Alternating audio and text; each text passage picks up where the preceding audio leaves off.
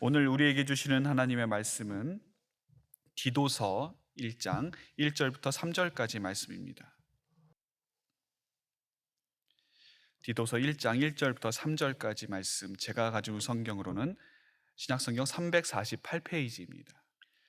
디도서 1장 1절부터 3절까지 말씀을 우리 다 함께 한 목소리로 같이 봉독하도록 하겠습니다.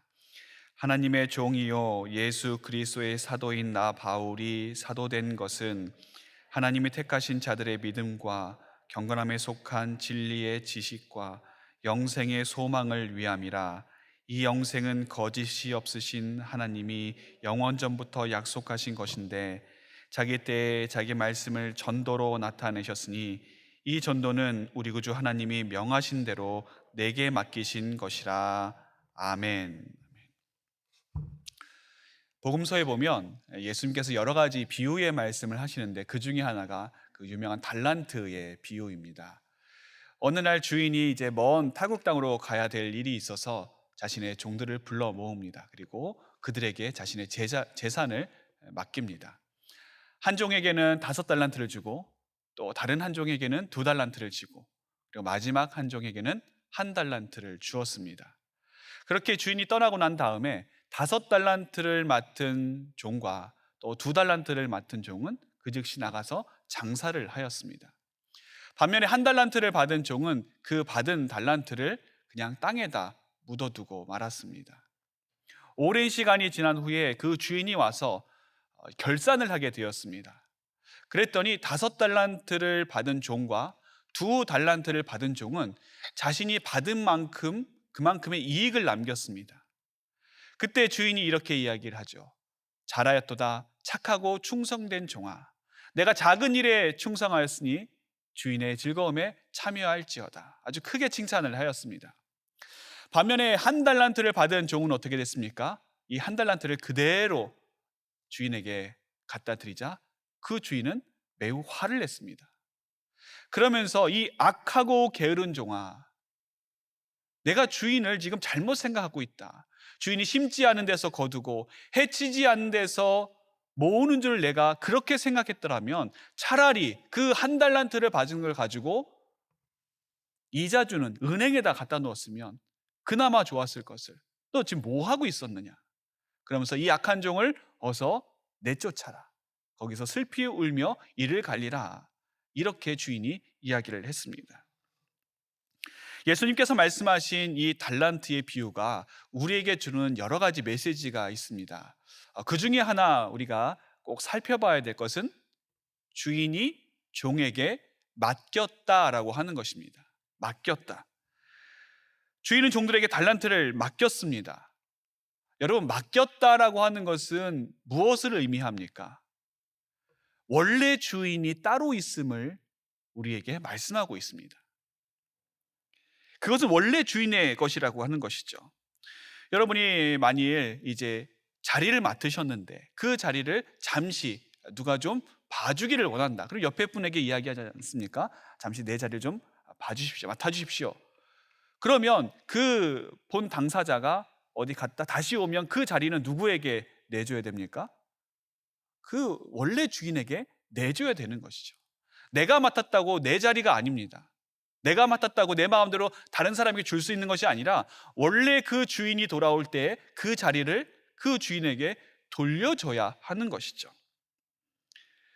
그렇기 때문에 우리가 원래 소유권은 누구에게 있느냐? 맡은 자에게 있는 것이 아니라 맡긴 자에게 있다라고 하는 것을 우리는 잊어서는 안 됩니다. 또 하나 중요한 메시지가 있죠. 여러분, 어떤 것을 맡길 때 어떤 사람에게 맡깁니까? 고양이에게 생선을 맡길 수 있습니까? 맡길 수 없죠. 맡을만 하기 때문에 또는 맡을만 해 보이기 때문에 그것을 그냥 맡기는 것입니다. 달란트 비유에서도 여러분 이 주인이 종이 3명밖에 없었을까요? 지금 주인의 이 재산 규모를 봤을 때는 훨씬 더 많은 종들이 있었을 것입니다. 그럼에도 불구하고 주인은 자신의 재산을 맡길 만한 3명을 선택을 했습니다. 그리고 그 3명을 불러서 그 3명에게 각자 재능대로 각자 주인의 마음대로 다르게 달란트를 맡겼습니다. 그러므로 맡은 자는 생각을 해야 됩니다. 나를 믿고 맡겼다, 주인이. 주인이 나에게 맡아달라고 그렇게 이야기하신 분이 그래도 내가 믿을만 하니까, 내가 그래도 주인이 볼 때 그나마 괜찮은 사람이니까 나에게 맡기셨다라고 하는 것을 잊어서는 안 되는 것이죠. 이 두 가지 메시지를 우리의 삶에 적용해 본다고 한다면, 여러분, 우리가 하나님으로부터 받은 것이 얼마나 많이 있습니까? 아니, 사실 우리가 하나님으로부터 받지 않은 것이 없지요. 우리의 모든 것은 다 하나님께로부터 받은 것이고 하나님께서 우리에게 주신 것입니다. 나에게 어떠한 있는 재능, 나에게 있는 성품, 나에게 있는 물질, 나에게 있는 어떠한 건강, 이 모든 것들이 다 사실은 그 주인, 원래 주인께서 나에게 주신 것이다라고 하는 것입니다. 또 하나 우리가 생각해야 되는 것은 무엇입니까? 하나님께서 나에게 그것을 맡기셨을 때는 내가 그것을 맡을 만한 사람으로 믿어주시기 때문에 그것을 주셨다라고 하는 것입니다.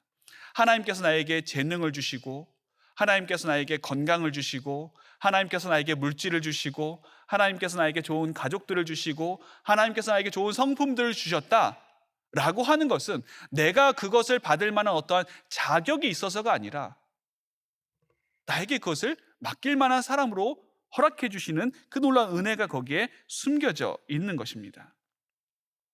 그런데 여기에서 우리가 한 가지 오해하지 말아야 될 부분이 있죠. 그럼 내가 과연 그렇게 하나님 보시기에 신뢰할 만한 사람인가?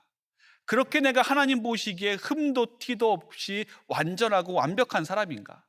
하나님께서 쭉 살펴보시다가 다른 사람들은 이것을 맡길만 하지 못하는데 너는 그래도 내가 믿고 맡길만 하다, 그래서 나에게 맡겨주신 것인가? 그것을 우리가 살펴봐야 되는 것이죠. 여러분, 그렇습니까? 내가 과연 그렇게 완전한 사람, 완벽한 사람입니까?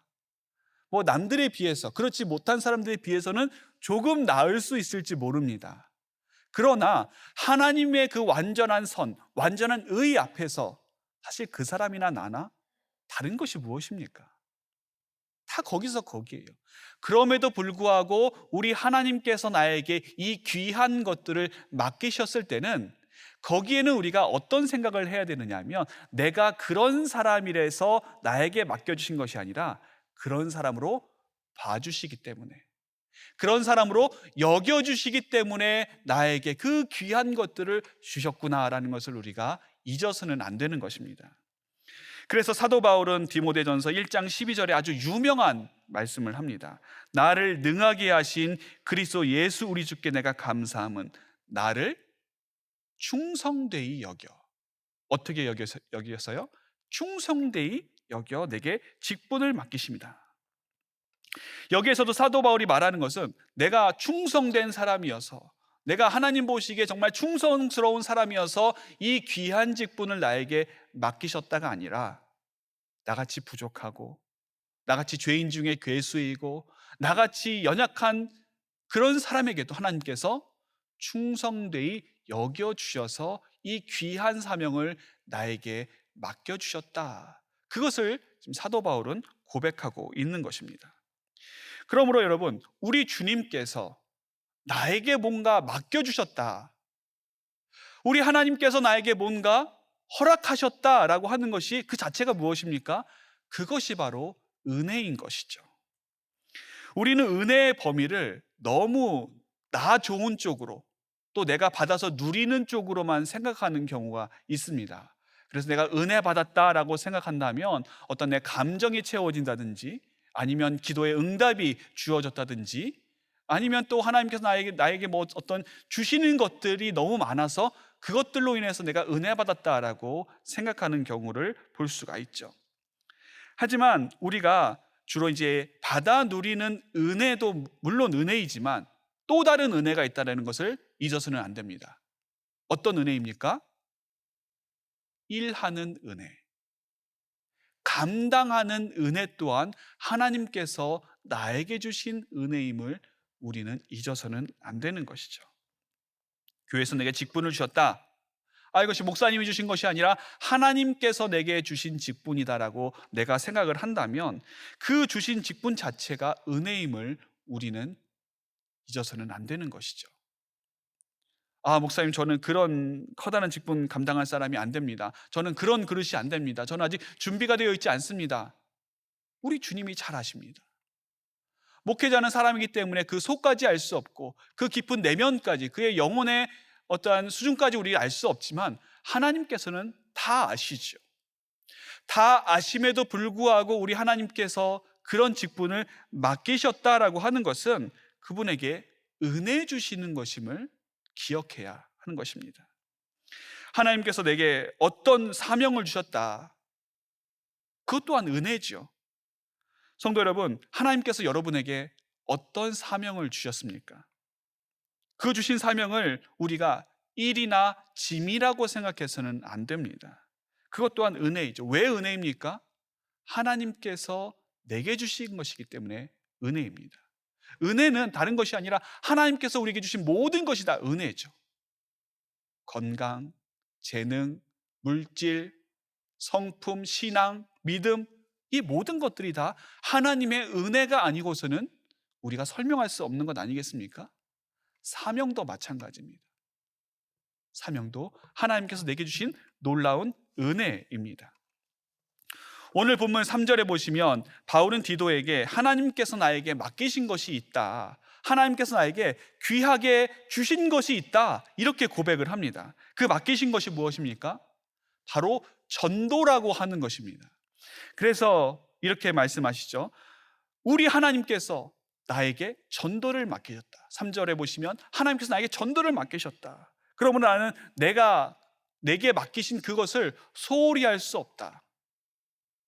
그 귀한 사명을 나는 그냥 지나갈 수 없다. 그 전도를 통해 디도, 너도 복음을 전해 듣게 되었고, 그리고 지금 디도, 너 자신도 그 복음을 전하는 자로 살아가고 있지 않느냐. 이것이 바로 사도 바울이 자신의 아들이라고 할 수 있는 디도에게, 양아들이라고 할 수 있는 디도에게 하고 있는 놀라운 권면의 말씀인 것입니다. 이 디도가 목회했던 곳은 그레데라고 하는 곳입니다. 오늘날의 크레타 섬인데요, 이 당시 그레데에서 목회를 하는 것은 매우 힘든 일이었습니다. 왜냐하면 그레데인들의 성향 때문이었습니다.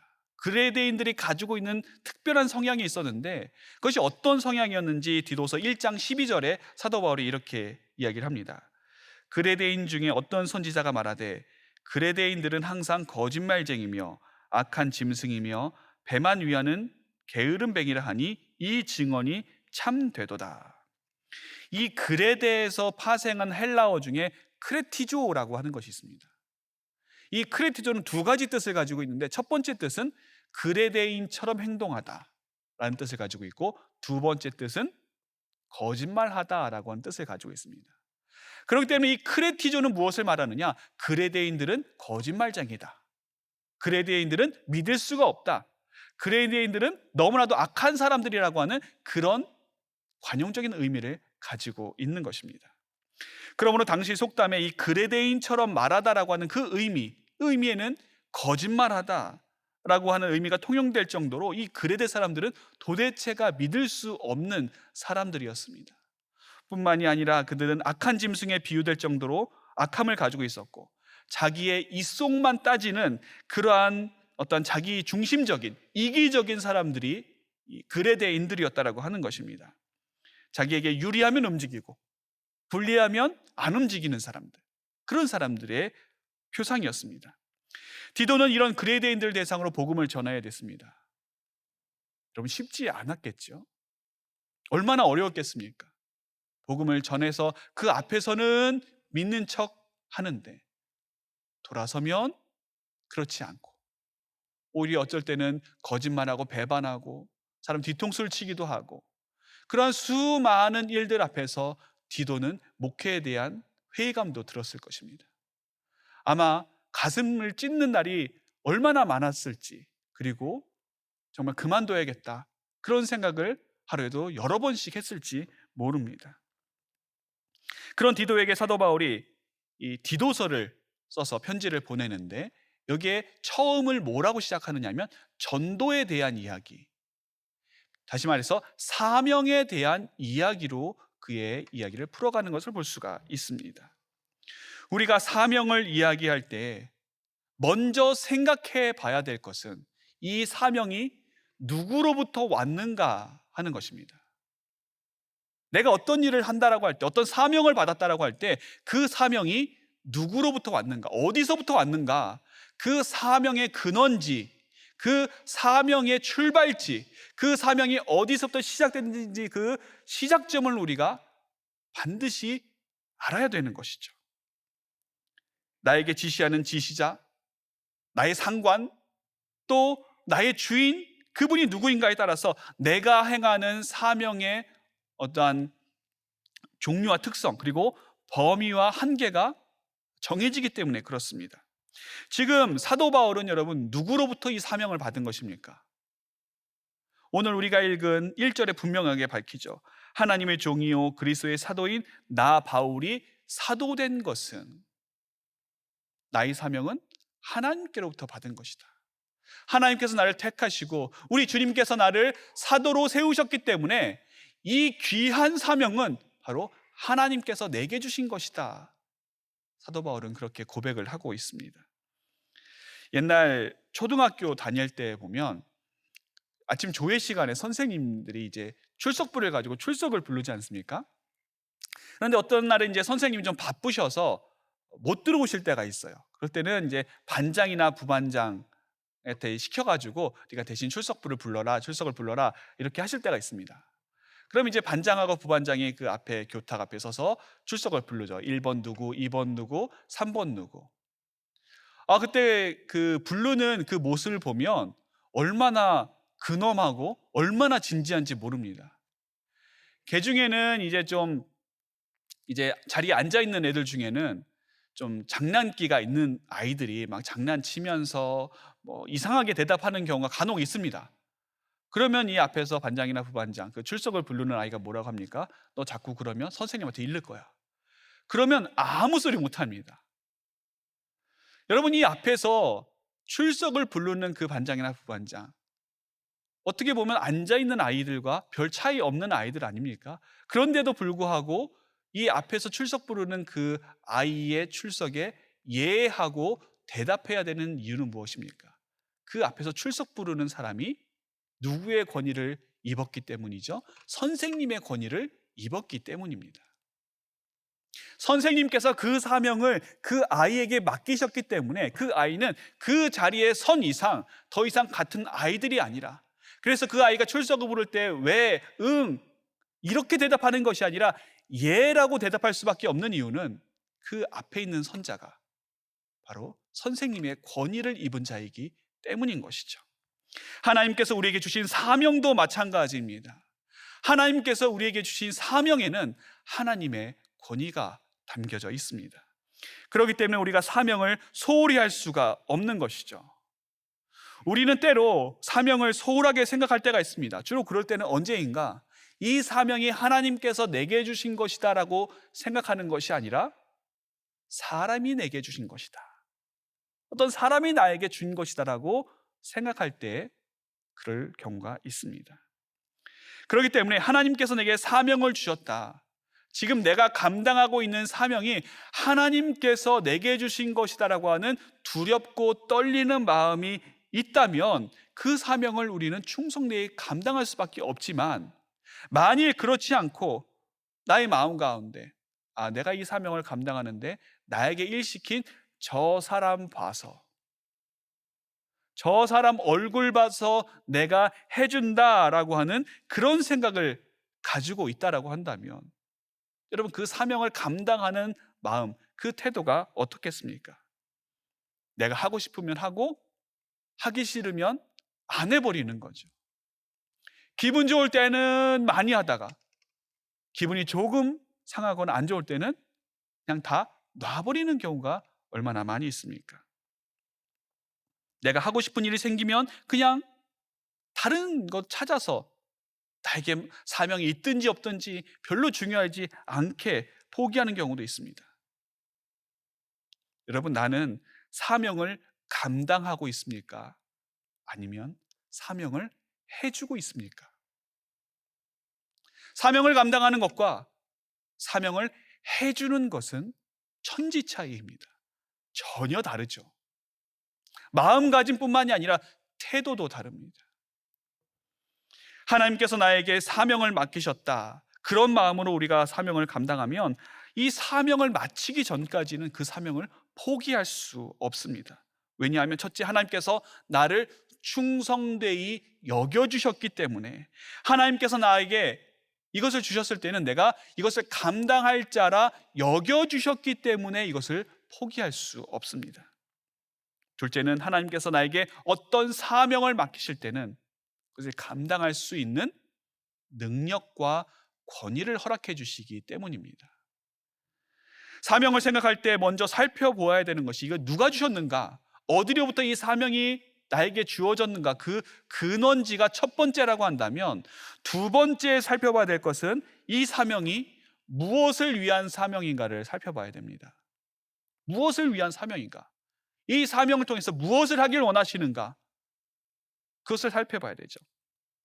오늘 본문에서 바울이 말한 것은 세 가지입니다. 1절과 2절에 나오듯이 하나님이 택하신 자들의 믿음, 즉 그리스도의 믿음을 위한 것이고, 두 번째는 경건함에 속한 진리의 지식, 그리고 마지막에는 생명, 영생의 소망입니다.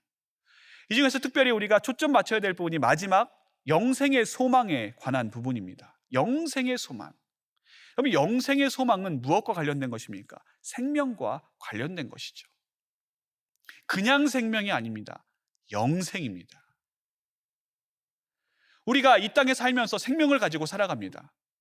하지만 그 호흡이 끊어지게 되면 생명은 멈추게 되지요. 우리의 생명은 이 땅의 생명에만 국한되어 있지 않습니다. 이 땅에서의 생명이 끝나면 그 다음 세상에서의 또 다른 생명이 우리에게 주어지게 되죠. 그것을 우리는 영생이라고 합니다. 이 영생과 관련된 중요한 사명을 하나님께서는 바울에게 맡기셨습니다. 그리고 디도에게도 맡기셨습니다. 또한 우리에게도 그 사명을 맡기셨습니다. 그러면 이 영생과 관련해서 우리가 해야 될 것은 무엇입니까? 복음 전파이죠. 복음 전파. 이 땅에서 죽으면 그 다음은 두 갈래로 갈라집니다. 천국행인가? 지옥행인가? 두 곳 다 영원히 죽지 않는다는 것은 동일합니다. 그러나 그 외에는 전혀 다르죠. 천국에는 영원한 복락이 있지만 지옥은 영원한 멸망이 있을 뿐입니다. 오늘 마침 어린이날입니다. 그리고 5월은 가정의 달이죠. 때문에 이 5월에는 참 여러 가지 행사들이 많이 있습니다. 5월 5일 어린이날에는 어린이날 선물을 준비해야 되고, 또 5월 8일 어버이날에는 어버이날 선물도 준비해야 되고, 또 5월 15일 스승의 날에는 또 스승의 날 선물도 준비해야 되고, 참 신경 쓸 것도 많고 챙겨야 될 것도 많이 있지만, 결코 우리가 잊어서는 안 되는 것이 있다고 한다면 우리 가정 내의 복음 전도입니다. 특히 부모님, 특히 배우자, 특히 우리 사랑하는 자녀들. 하나님께서 우리에게 허락하신 이 가정은 하나님께서 주신 사명을 감당하는 사명터입니다. 그러므로 내가 내 가족을 사랑하고 섬기는 일은 하나님께서 오늘 나에게 주신 귀한 사명을 감당하는 일이죠. 복음을 전하고 믿음으로 하나 되고 신앙을 전수해 나가는 이 사명, 우리에게 있어서 그 무엇보다도 중요한 영혼을 살리는 그 사명인 것입니다. 우리는 흔히 전도라고 하면 어디 나가서 예수 믿으세요 하고 노방전도하거나 구호 외치고 선물 나누어주는 그런 것을 전도라고 생각을 하는데, 그것은 전도의 일부분에 불과합니다. 유명한 성경학자인 웰터 브루그만이라고 하는 분이 성경적인 관점에서 전도를 세 가지로 이야기하고 있습니다. 첫 번째는 믿지 않는 자들에게 하는 전도, 불신자 전도죠. 두 번째는 명목상 그리스도인들, 하나님의 언약을 받고 그 언약 속에 살고 있지만 그 언약을 잊어버린 사람들, 낙심자들, 이런 사람들에게 하는 두 번째 전도가 있습니다. 세 번째 전도는 무엇인가? 하나님께서 우리에게 주신 이 귀한 믿음을 다음 세대들에게 전달하는 다음 세대 전도가 세 번째입니다.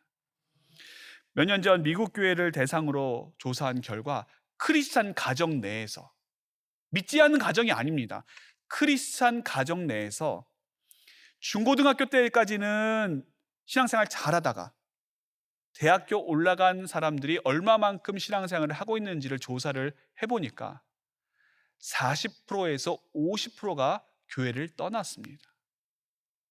그냥 교회를 안 나오는 것이 아니라 신앙을 버린 것입니다.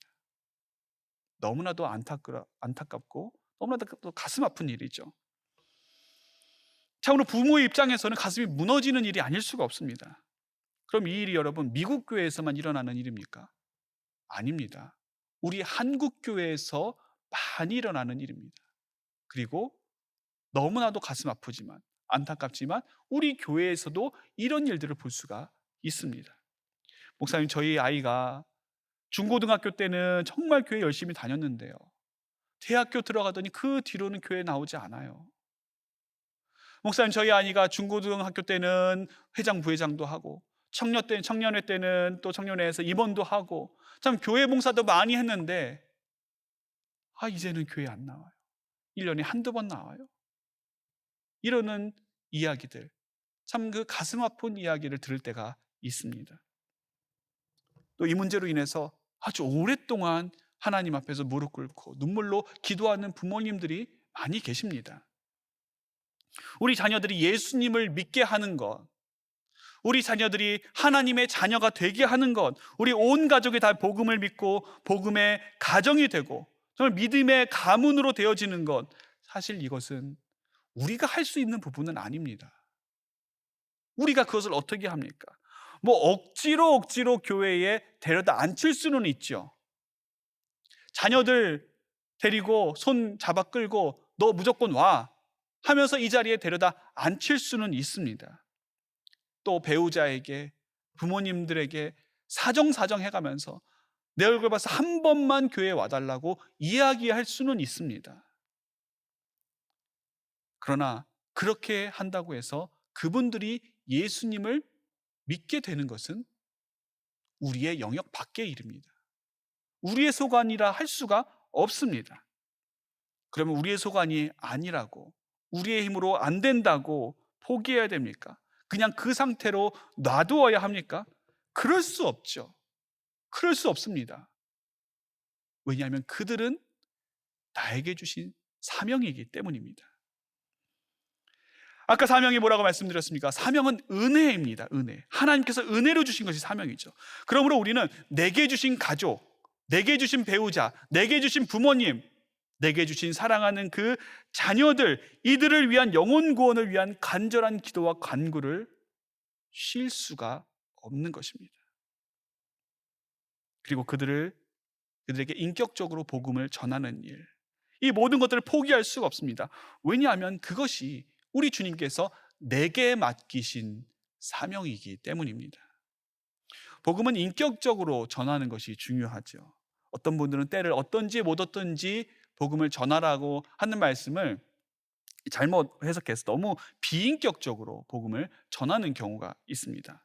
근데 그것은 믿지 않는 사람들에게서는 일종의 폭력으로 다가오기 때문에 오히려 그렇게 전하는 것이 역효과를 낼 수가 있습니다. 그로 인해서 복음의 문이 닫혀질 수가 있죠. 우리에게는 복음을 전할 때도 지혜가 필요합니다. 그 지혜를 우리가 하나님께 구해야 되는 것이죠. 오늘 이제 어린이날을 맞이해서 우리 부모님들, 그리고 사랑하는 손주들을 두신 할머니, 할아버지들, 우리 사랑하는 아이들을 위해서 좋은 선물들을 아마 준비해 두셨을 것입니다. 어쩌면 수혜상영이 끝나고 난 다음에 그들과 함께 이제 가족 모임의 자리를 준비하고 계실지도 모르겠습니다. 그러면 여러분, 그 아이들을 우리가 바라볼 때, 우리 앞에 있는 그 가족들을 바라볼 때 우리가 어떤 눈으로 바라봐야 되겠습니까? 물론 사랑의 눈, 너무 예쁘다, 너무 사랑스럽다, 너무 아름답다, 그런 눈으로 바라봐야겠지만 오늘 말씀을 들은 우리는 또 하나의 눈으로 바라봐야 합니다. 바로 사명입니다. 사명. 아, 이 아이가 나의 사명이구나. 아, 이 사랑하는 아들, 딸, 손주, 손녀가 나의 사랑하는 사명지이구나. 나의 배우자가, 나의 부모님이 하나님께서 나에게 허락하신, 내게 맡기신 귀한 영혼들이구나라고 하는 것을 우리는 잊어서는 안 되는 것이죠. 다른 가족들을 볼 때도 마찬가지입니다. 모든 가족들, 하나님께서 내게 주신 분들이기 때문에 그들은 내게 맡기신 사명지입니다.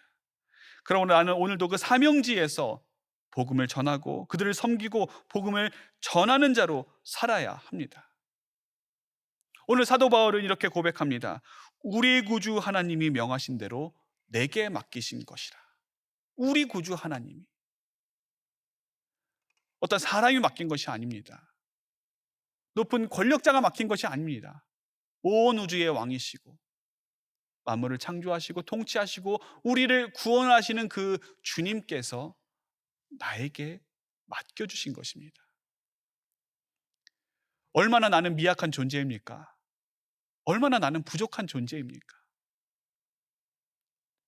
내가 그 영혼을 맡기에는, 내가 그 사명을 맡기에는 너무 힘들고 너무 괴롭고 또 너무 부족한 내 자신을 볼 때가 있습니다. 그럼에도 불구하고 우리가 그 사명을 감당해 나갈 수 있는 이유는 우리 주님께서 우리와 함께 하시기 때문입니다. 나에게 사명을 맡기신 그 주님께서, 그 하나님께서 나에게 그 사명을 맡기신 채로 네가 알아서 해라 이렇게 놔두는 것이 아니라 우리 옆에서, 우리 앞에서, 우리 뒤에서 우리를 도와주시고 우리에게 힘주시고 우리에게 은혜 주시기 때문에 이 아름다운 사명, 이 정말 소중한 사명을 우리가 기쁨으로 감당할 수가 있는 것입니다. 우리 구주 하나님이 명하신 대로 내게 맡기신 것이라. 내게 맡기신 것이라. 내게 맡기신 것, 내게 맡기신 사명지, 내게 맡기신 영혼, 내게 맡기신 이 사명터, 오늘도 그 안에서 내게 맡기신 사명을 아름답게 그리고 충성되이 감당해 나가는 우리가 되어야 할 것입니다. 기도하겠습니다. 하늘에 계신 우리 아버지여, 이름이 거룩히 여김을 받으시오며 나라의 임하옵시며 뜻이 하늘에서 이룬 것 같이 땅에서도 이루어지이다. 오늘날 우리에게 일용할 양식을 주옵시고 우리가 우리에게 죄 지은 자를 사하여 준 것 같이 우리 죄를 사하여 주옵시고 우리를 시험에 들게 하지 마옵시고 다만 악에서 구하옵소서. 대개 나라와 권세와 영광이 아버지께 영원히 있사옵나이다. 아멘.